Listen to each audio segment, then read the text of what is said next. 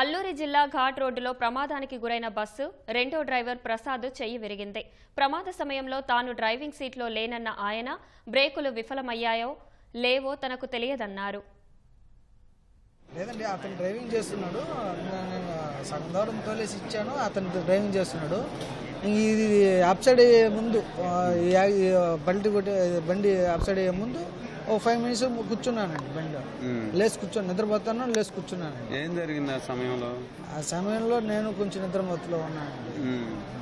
అంటే ఎట్లా అక్కడ చిన్న కొండ ఉంది, దాన్ని తాకిందా లేకపోతే? లేదండి, బ్రేక్ కొడతాను, అది వచ్చి బ్రేక్ కొడతాను అన్నాడు. బ్రేక్ నిల్లేదు నానేసి అన్నాడు. అంత కంట్రోల్ చేయలే, గేర్ మార్చని చెప్పినాను అంతే. అంటే బ్రేక్ ఏమన్నా మీ ఫెయిల్ అయిందంటారా?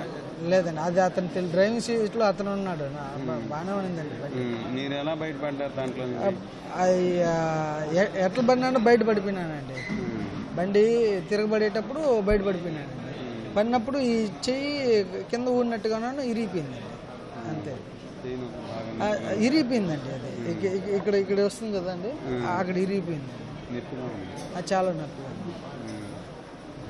ఇప్పుడు ఆ టైంలో మరి యాత్రికులు ఎట్లా ఉన్నారు? వాళ్ళు కూడా చాలా వరకు అంతా ఒడ్డైపోయినారండి. చాలా వరకు దెబ్బలు తగిలినాయి. వాళ్ళు కూడా చాలా ఇబ్బంది. టైంలో ఎంత అయి ఉంటుంది సమయం? 3:30 పైన 4:30 లోపల అండి. ఆ టైం గురించి అంటే కరెక్ట్గా చెప్పలేరండి. కొంచెం ఉందండి,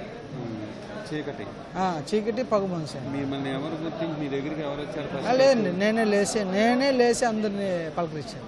మరి దాన్ని పోయే వెహికల్ వాళ్ళు ఆపితే ఎవరు ఆపుతారు కానీ టవర్ లేదు, అది లేదు.